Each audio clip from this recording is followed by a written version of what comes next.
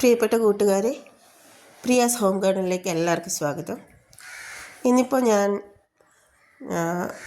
ഓൺലൈനിൽ വാങ്ങിച്ച കുറച്ച് റോസസ് നമുക്ക് എങ്ങനെ നടാം എന്ന് കാണിക്കുന്നത്. ഞാൻ എൻ്റെ റോസസ് മിക്കവാറും ഓൺലൈനിലാണ് വാങ്ങുക. കൊറിയർ സർവീസ് വഴി വീട്ടിൽ കൊണ്ടുവരാറില്ല, അവിടെ പോയി കളക്ട് ചെയ്യാണ് ചെയ്യുന്നത്.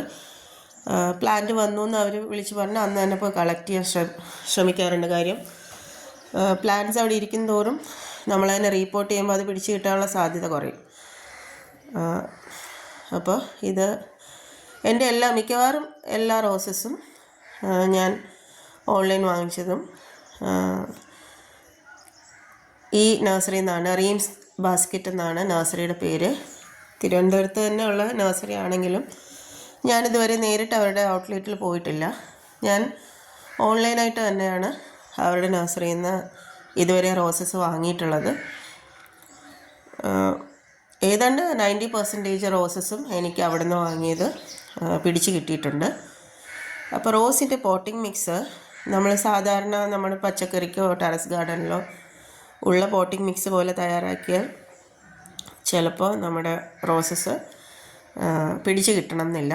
പെർഫെക്റ്റ് ആയിട്ടുള്ള റോസിൻ്റെ പോട്ടിംഗ് മിക്സാണ് ഞാൻ കാണിക്കുന്നത്. ഞാൻ പരീക്ഷ വിജയിച്ചതാണ്, നിങ്ങളെൻ്റെ റോസസ് കണ്ടിട്ടുള്ളതാണ്. അതുകൊണ്ട് ഇത്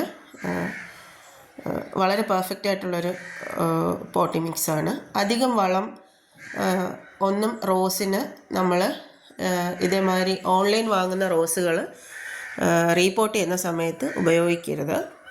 വളരെ കുറച്ച്, എനിക്കിപ്പോൾ 5 റോസസ് റീപോർട്ട് ചെയ്യാനുണ്ട്. അപ്പോൾ അതിനനുസരിച്ച് പകുതി, അതായത് ഇപ്പോൾ 5 ചട്ടി നിറയ്ക്കാനുണ്ടെങ്കിൽ 2.5 ചട്ടി മണൽ മണ്ണ്, അതായത് ഞാൻ നേരത്തെ കാണിച്ചു നല്ല തരിതരിയായിട്ടുള്ള മണൽ മണ്ണ്, നമുക്ക് ഈ റോഡ് സൈഡിലൊക്കെ മഴയത്തൊക്കെ വന്ന് അടിയുമല്ലോ, അങ്ങനത്തെ മണ്ണ്. സാധാരണ നമ്മൾ പോട്ടി മിക്സിന് ഉപയോഗിക്കുന്ന നോർമൽ മണ്ണ് അത് പകുതി, അങ്ങനെയാണ് ഞാൻ എടുക്കുക. എടുത്ത ശേഷം അതിലേക്ക് ഒരു ചട്ടി, അതായത് 5 ചട്ടി മൊത്തത്തിൽ മിക്സ് ഉണ്ടെങ്കിൽ അതിൽ ഒരു 1/4 ചട്ടി നമ്മുടെ കമ്പോസ്റ്റും ചാണകവും കൂടി കലർന്ന് മിക്സും കൂടി ചേർക്കാറുണ്ട്. 5 ചട്ടി മിക്സ് വേണമെങ്കിൽ പകുതി 4 ചട്ടി വീതം, 2 ചട്ടി മണൽ മണ്ണും 2 ചട്ടി നമ്മുടെ നോർമൽ മണ്ണ് ഗാർഡൻ സോയിലും, ഒരു 1/4 ചട്ടിയോളം കമ്പോസ്റ്റും, അതിൽ പകുതി കമ്പോസ്റ്റും പകുതി ചാണകപ്പൊടിയുമാണ്. ഉണങ്ങിയ ചാണകപ്പൊടിയാണ് ഞാൻ യൂസ് ചെയ്യുന്നത്. ഉണങ്ങിയെന്ന് പറഞ്ഞാൽ നമുക്ക് വല്ലാതെ അങ്ങ് വെയിലത്തിട്ട് ഉണങ്ങിയ ചാണകപ്പൊടി അല്ല വേണ്ടത്. ചാണകപ്പൊടി നമ്മൾ ഗാർഡനിങ്ങിന് ഉപയോഗിക്കുമ്പോൾ ശ്രദ്ധിക്കേണ്ടത് അതിൽ കുറച്ചൊരു ഈർപ്പം നിൽക്കുന്ന പോലത്തെ ചാണകപ്പൊടിയാണ് നമുക്ക് വേണ്ടത്. വല്ലാണ്ടങ്ങ് വെയിലത്തിട്ട് ഉണക്കിയ ചാണകത്തിൽ ഒന്നും ഉണ്ടാവില്ല. പിന്നെ ഡ്രെയിനേജ് വളരെ കൃത്യമായിട്ട് നടക്കുന്ന ഒരു പോട്ടിൽ വേണം റോസസ് നടാൻ. ഞാനിപ്പോൾ കുറച്ച് വലിയ പോട്ടാണ് എടുത്തിരിക്കുന്ന. കാര്യം ഇതിൽ 3 ഞാൻ ഒരു ട്രീ റോസായിട്ട് വളർത്താൻ ഉദ്ദേശിച്ചിട്ടുള്ള റോസാണ്. അതുകൊണ്ട് അതിന് വളരാനുള്ള ഒരു സ്പേസ് വേണം. റോസിന് ഇടയ്ക്കിടയ്ക്ക് ഇങ്ങനെ ചട്ടി മാറ്റി നടുന്നത് റോസിന് അത്ര ഇഷ്ടമുള്ള കാര്യമല്ല. അതുകൊണ്ട് അതിനത്യാവശ്യം വേര് പിടിക്കാൻ ആവശ്യമായ വലിപ്പമുള്ള ഒരു ചട്ടിയാണ് ഞാൻ എടുത്തിട്ടുള്ളത്. അപ്പോൾ നമ്മുടെ മിക്സിലേക്ക് ഈ പറഞ്ഞ 2 ചട്ടി മണൽ മണ്ണ്, 2 ചട്ടി നോർമൽ ഗാർഡൻ സോയിൽ, ഒരു 1/4 ചട്ടിയോളം നമ്മുടെ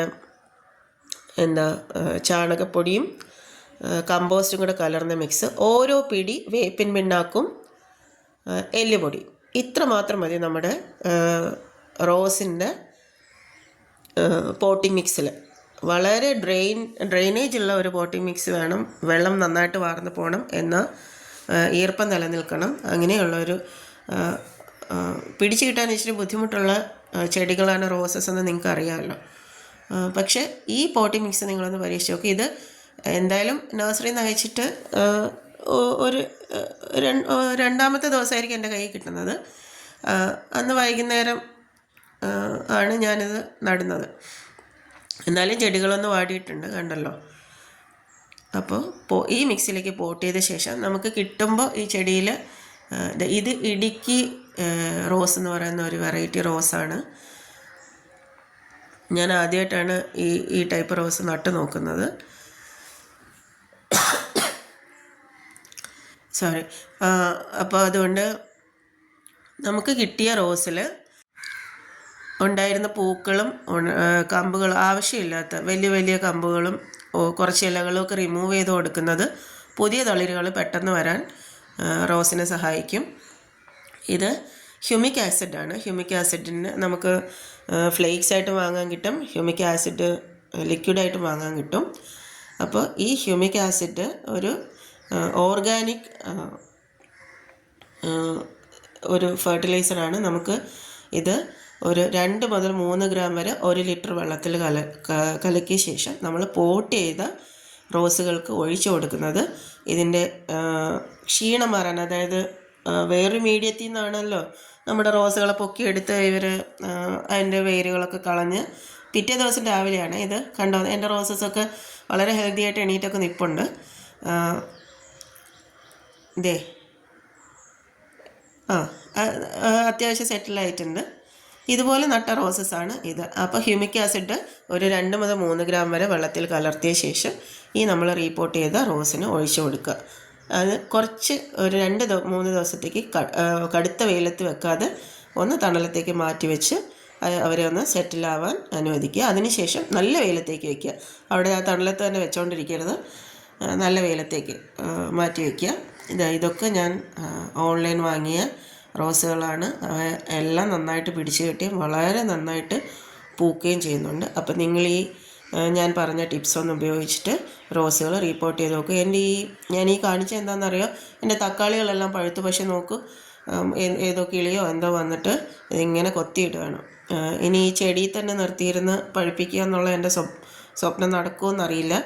ഇത് മിക്കവാറും പറിച്ച് വെച്ച് പഴുപ്പിക്കേണ്ടി വരും. അപ്പോൾ എൻ്റെ ചാനൽ എല്ലാവരും സബ്സ്ക്രൈബ് ചെയ്യണം പ്ലീസ്. Thank you.